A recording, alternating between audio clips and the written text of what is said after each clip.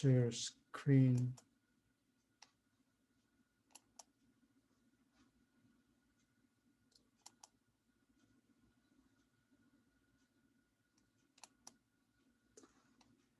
Okay, this week we are supposed to cover two topics. One is monopolistic competition, that a monopolistically competitive market is inhabited by a whole bunch of firms, all of which are producing differentiated products, okay?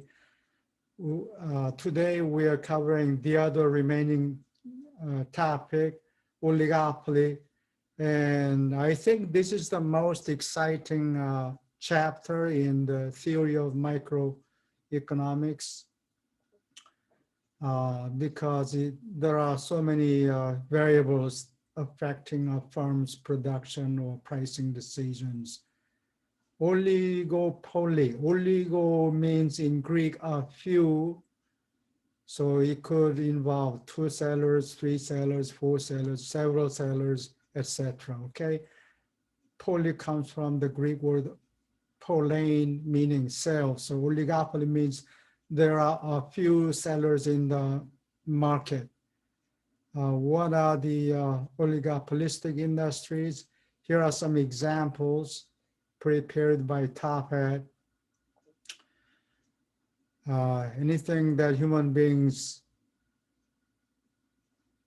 touched are not perfect. That's what I found out. Like automobile industry, crude oil industry. Well, crude oil industry is not oligopolistic, okay? There are upwards of 9,000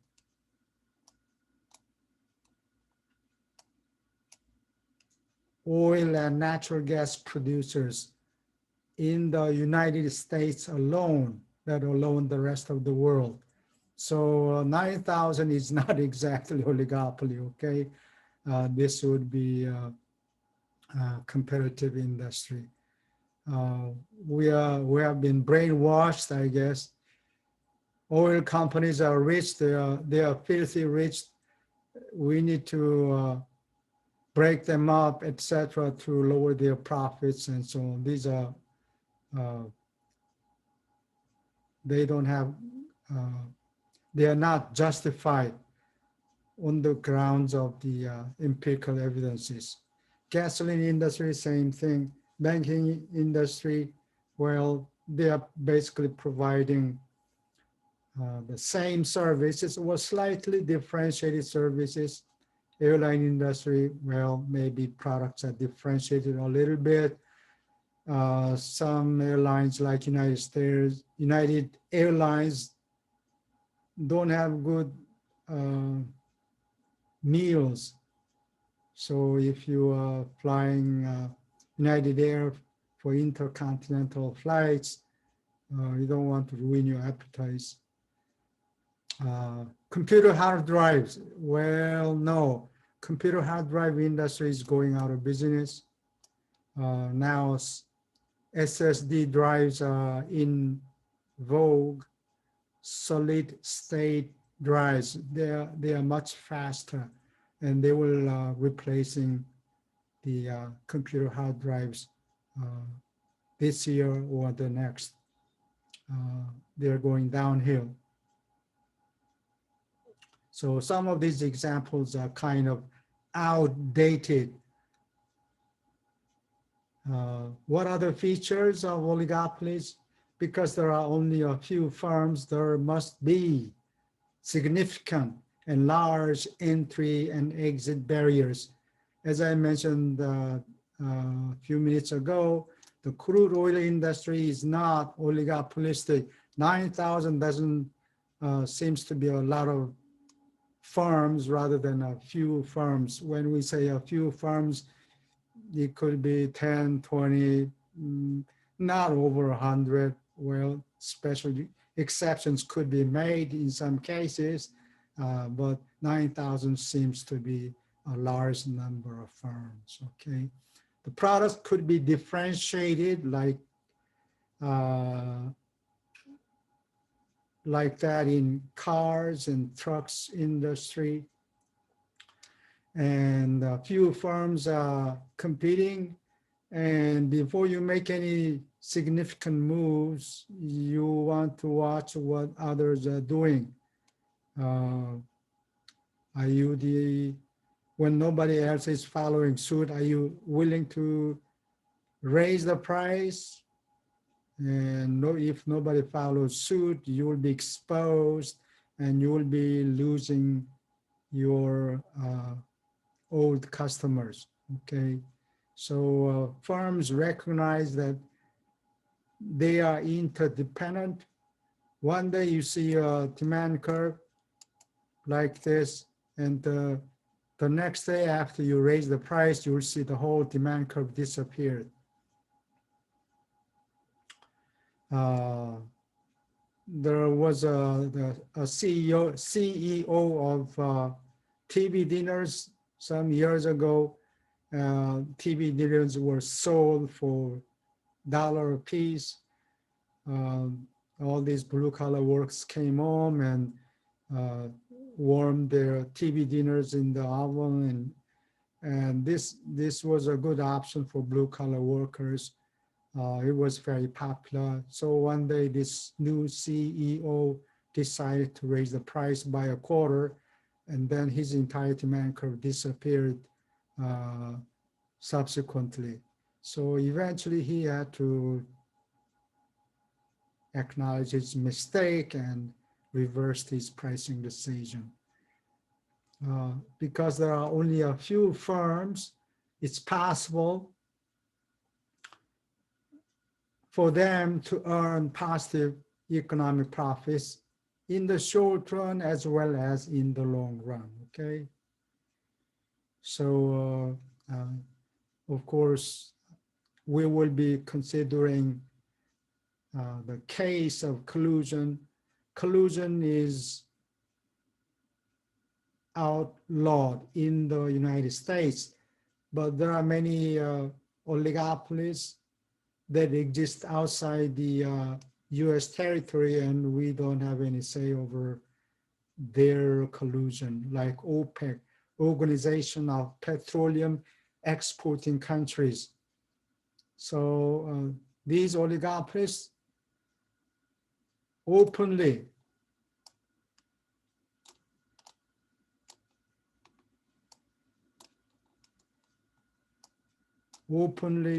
collude. In the United States, this is unlawful, okay? You cannot openly, send an email to the CEO of a rival company and suggest that let's raise the price. Well, this is what happened after the oil price hikes from the Middle East. So American Airlines, I don't mean American Airlines, airlines of the United States exchanged memos saying that because of the oil fuel price increase, we need to recover the cost by charging luggage fees. So we're gonna charge so many dollars per luggage, except maybe for international flights, and suggested that other airlines follow suit, and they were caught. So open collusion is outlawed in the United States. But there are many other cartels that openly discuss, have a meeting of international meeting of these producers, and sometimes come up with a price fixing agreement, okay? At any rate, this is outlawed in the United States. So a good example of cartel, let's begin with cartel. A good example is OPEC. but this originally used to be an organization of Arabs, oil-producing Arab countries, and in order for the cartels to be successful, you have to limit entry. But limiting entry is very difficult. There are poor countries like Russia and so on. They want to export their products. When OPEC is raising price and these newcomers undercut their prices, cartel would break down. At any rate, let's consider the ideal cartel. Ideal, or you could call it a perfect cartel.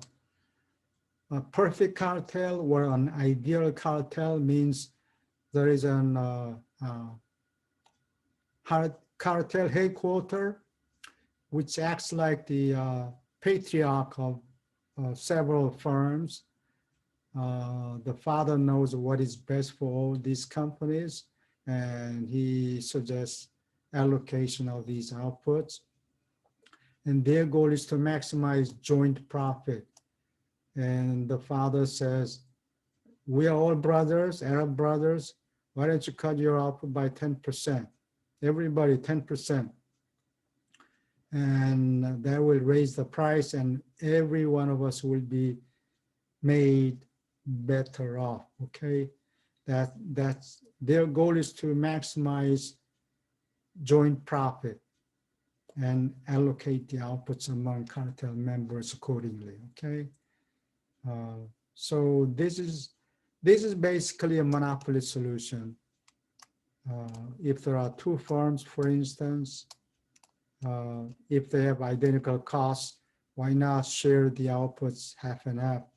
Everybody has an equal share, okay? Or if there are three identical firms, they could share the outputs equally among three firms and so on, okay? This is called the ideal cartel. Again, this is a picture of an oil rig, and there are 9,000 independent oil and natural gas producers, so this does not qualify as an oligopoly, okay? So here's the oligopoly solution. Demand curve, here, this is aggregate demand curve. From it, we can get cartel's margin revenue. It acts like a monopolist, okay? This is the marginal cost schedule. In general, you could have a different margin cost schedule, okay? The marginal revenue intersects marginal cost right here. So this would be the cartel output, okay? And price will be found right here. And that's the cartel price that maximizes the joint profit of all these cartel members, okay? And then if these firms were identical, they are of the same size, you can simply allocate the aggregate output, the cartel output among three members equally, 1/3 each. In reality, cartel members are not identical. Some are larger than others. So if the ideal cartel suggests 50% and 30% and 20%, suppose there are three firms. Ideal cartel patriarch would be allocating the outputs. The biggest one, 50%, the second one, 30%, and so on. Well, this may be an ideal allocation of the output that maximizes joint profits, aggregate profits of the cartel. But in reality, the small guy tends to ask for more. Hey, we are a small farm, and I don't want to agree. The big guy, this guy needs to cut their output more.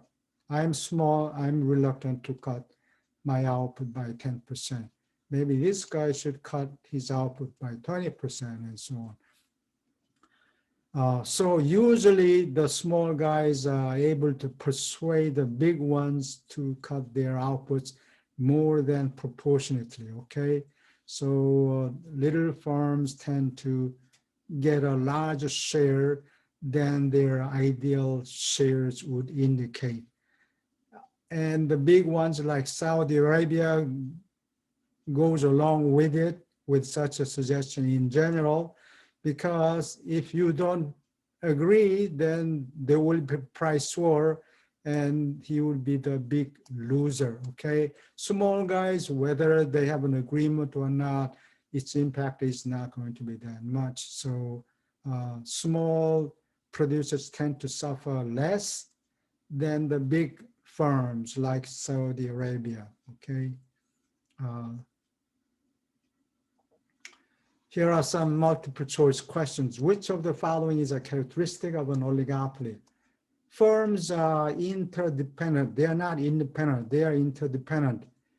Your demand curve, you see one day, could disappear if you charge 10%. If you raise the price 10%, it could quickly disappear. Now you see, now you don't, okay? There is a large number of firms, no. All these oligopolistic firms are interdependent. They need to pay attention to what the rivals are doing, okay? Cartel life is turbulent.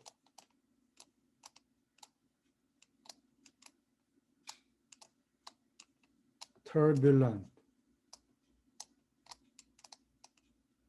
Meaning it's not tranquil. Why? Because, okay, this is the demand curve, marginal revenue curve, that's the marginal cost. And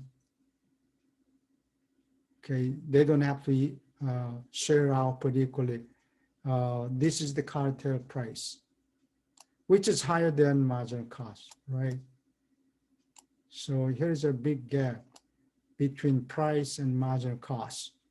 So big guys wouldn't do that, but suppose one of these firms has only 1% market share, 1% of cartel's output.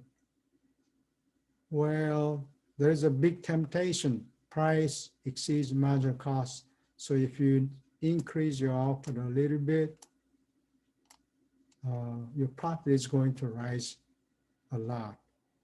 So you silently, well, secretly, I should say, you secretly contact one of your customers. Do you want more? I'll cut the price. I can supply more. Violating the output agreement. Everybody, all these members agreed to cut their output by 10%. Now this little guy is expanding his output, breaking the agreement. But who's gonna know? So as this little guy expands, today 500,000 metric tons or barrels, the next day how about 1 million barrels, and so on and so on. This little guy is expanding his output.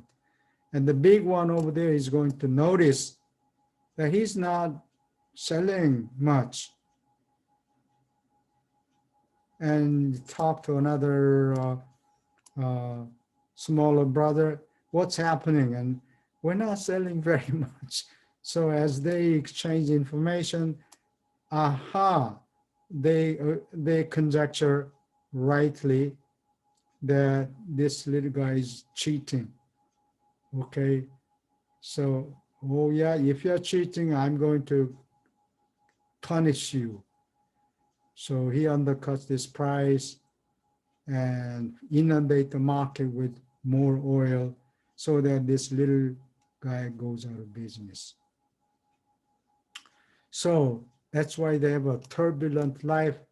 After an agreement, you charge high cartel price here, and then little by little, the small guys cheat and price goes down to the competitive level. Below this, nobody wants to cut the price because you're losing money. And everybody's squealing. Hey, instead of us Arab brothers together hurting each other, hurting one another, why don't we punish the other firms? Let's have a price fixing agreement. They would have a meeting. And a few months later, the price goes back to the cartel level. They enjoy tranquility for a while, and then one by one, these guys are cheating. So you're going through this cycle, okay? This is what we found out from various cartels, including the Organization of Petroleum Exporting Countries. Okay, so far we have talked about cooperative game. Cartel members playing games, but it is a cooperative.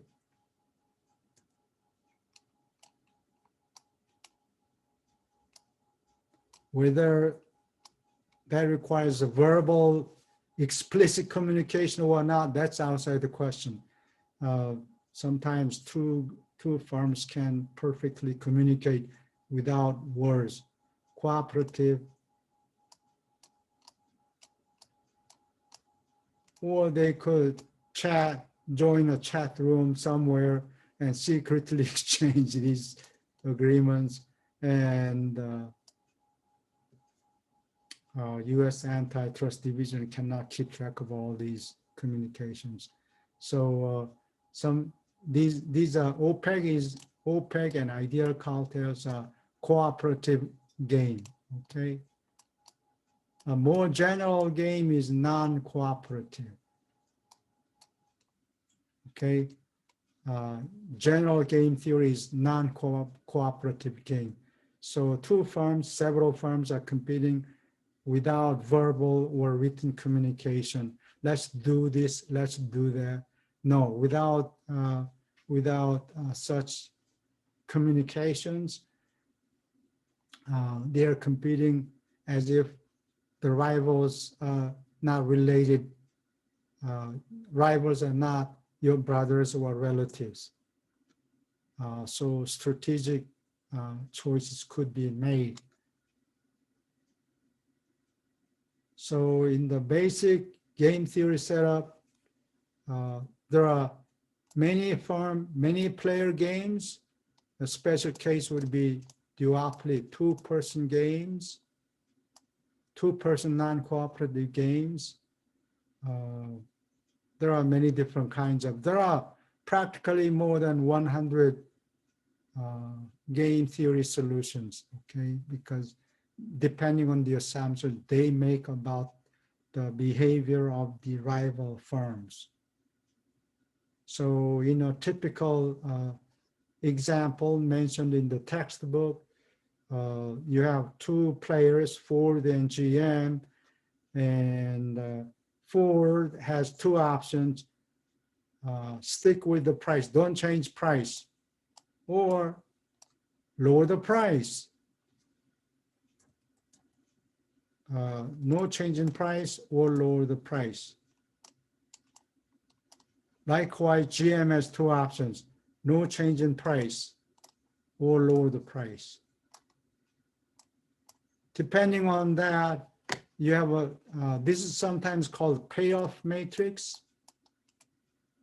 Payoff.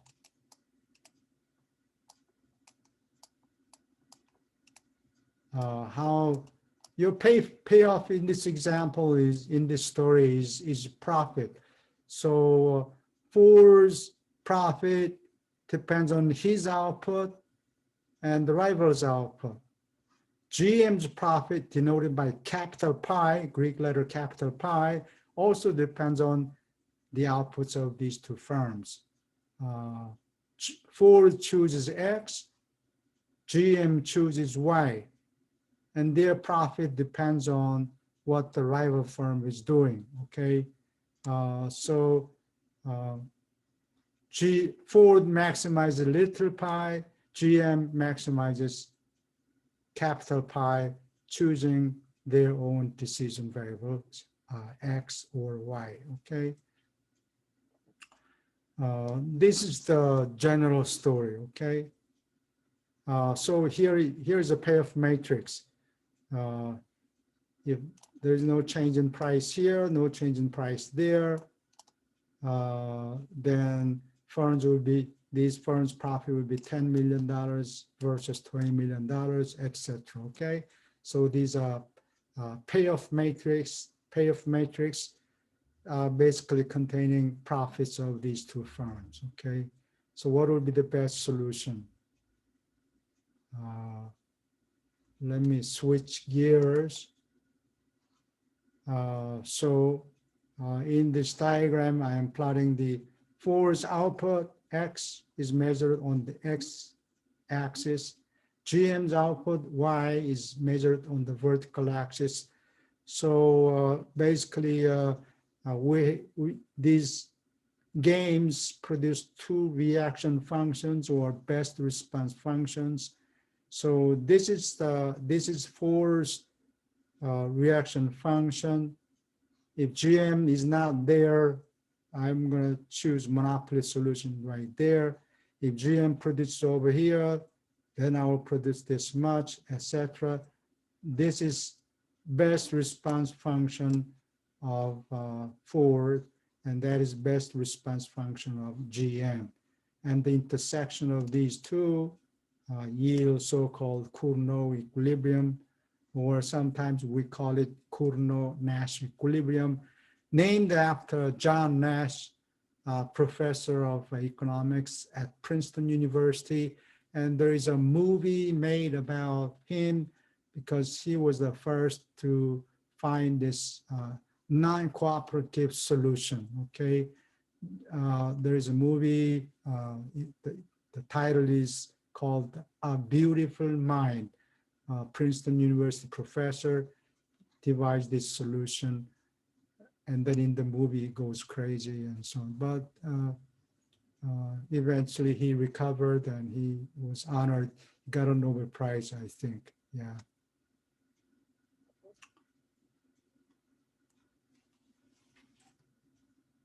Okay, so far we have argued that this Cournot solution is based on the assumption that these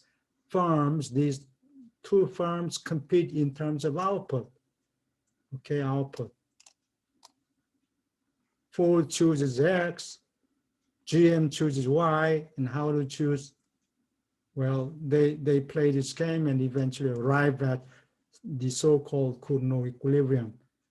That was written in 1838. And about 45 years later, another mathematician looked at this problem.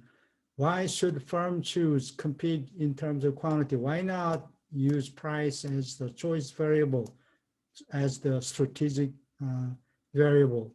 So he basically obtained so-called Bertrand solution. So Ford is using price Q, little q is price, little p is GM's price. So starting from here, if GM fixes price here, then the other firm, Ford, is going to lower the price, and so on. Each time, each firm is undercutting the price of the other firm. So no matter where you start, it's going to degenerate into the this point, Bertrand's solution, below which neither firm wants to cut the price because they will be going out of business. Price is less than average cost, so you can no longer undercut the rival's price, okay? This is a Bertrand solution. And then in 1934, well, slightly, a little bit before that, Mussolini became very popular in Italy. So in Latin, ducere. Ducere in Latin means lead.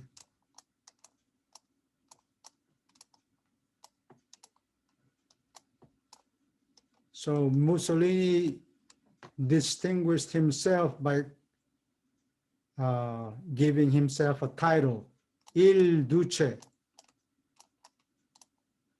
Il Duce, meaning the leader. And he mobilized the Italian troops, invaded Ethiopia, and conquered these unsuspecting African tribes. And no countries were saying anything about it. And silently watching this move was Adolf Hitler. He noticed that these free market economies or European countries didn't do anything to counter such a move. You mean Mussolini can get away doing that? I can do even better. So he called himself Der Führer in German, Deutsch, Der Führer, which is a translation of Il Duce. Führer, umlaut, H-R-E-R, Der Führer. So leader versus follower was very popular in the 1930s, okay? So one of the economists thought that, yeah, why don't we apply this theory to economics, especially in oligopoly? And these European countries are playing basically games, war games. So that's very much analogous to competition among rival firms in market economies.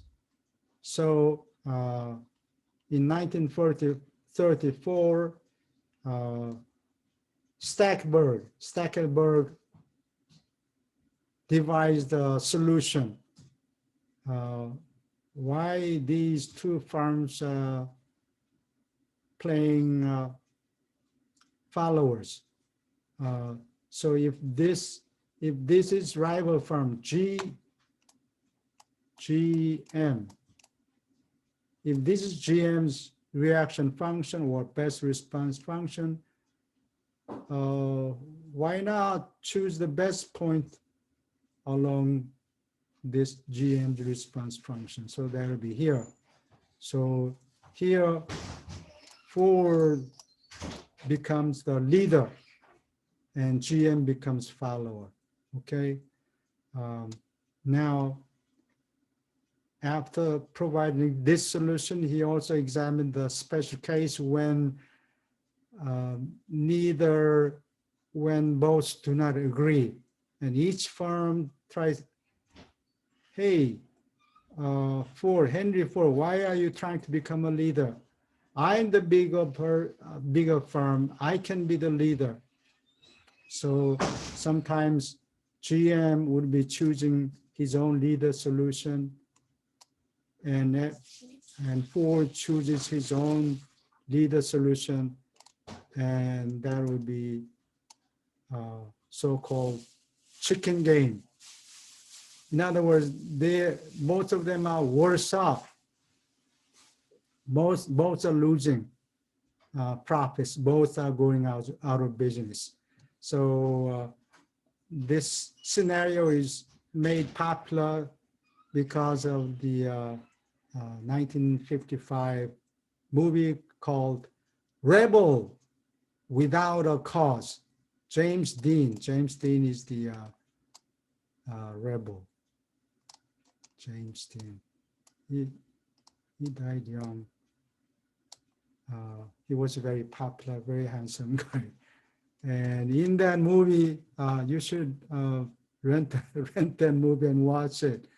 Two guys are playing games, okay? Two guys, how do they play games? Well, two players, GM moves from this direction. Two guys are driving, okay? And on the other side, there's another guy, another cool guy is driving his car in this direction. And if they are driving straightly, they're going to collide at some point and both will die. So if you have any smart, you have to swerve this way or this guy that way to avoid collision. But the first person swerving is called the chicken. Hey, you did not have the gut. So the other guy is the winner, okay? If both guys, well, it's possible for both guys to become chickens, but if only one, if the first person swerves, is called the chicken, okay? And the other is the cool guy who did not swerve. But if both try to be the leaders, and both are going to die, okay? This is the chicken game, so-called chicken game, okay? Where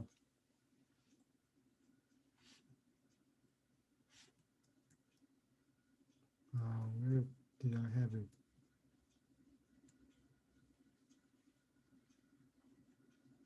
Okay, so right now, I think that's on the other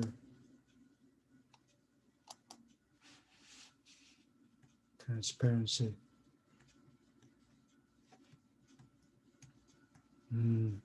Can't find it.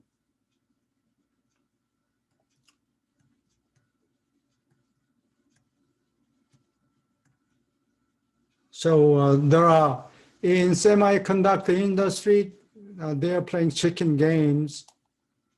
One is TSMC, Taiwan's semiconductor manufacturing company. That's TSMC. The other is Samsung. And the third firm is Intel.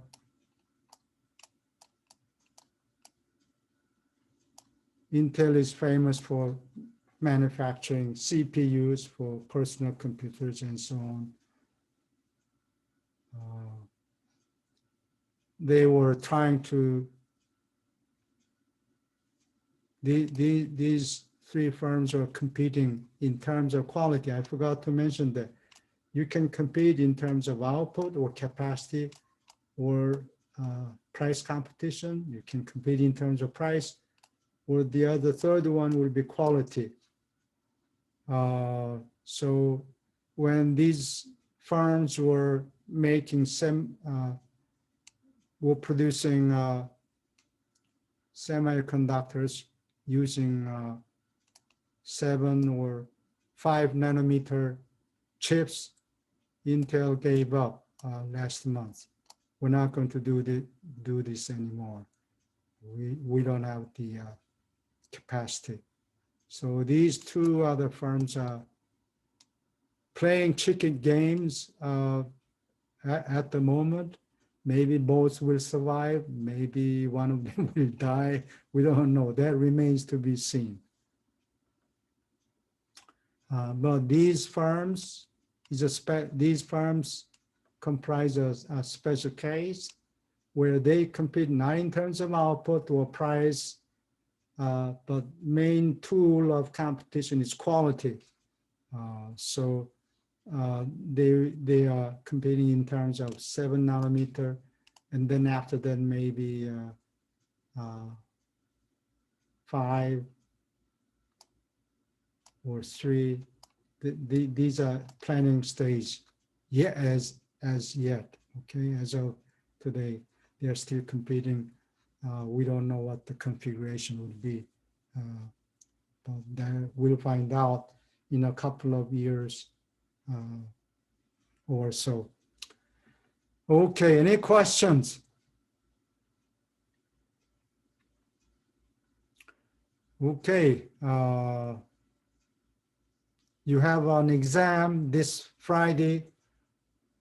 Monopolistic competition and theory of oligopoly are not included in the midterm, okay? Maybe they will be included in the final exam. Any questions? Okay, that's it for today.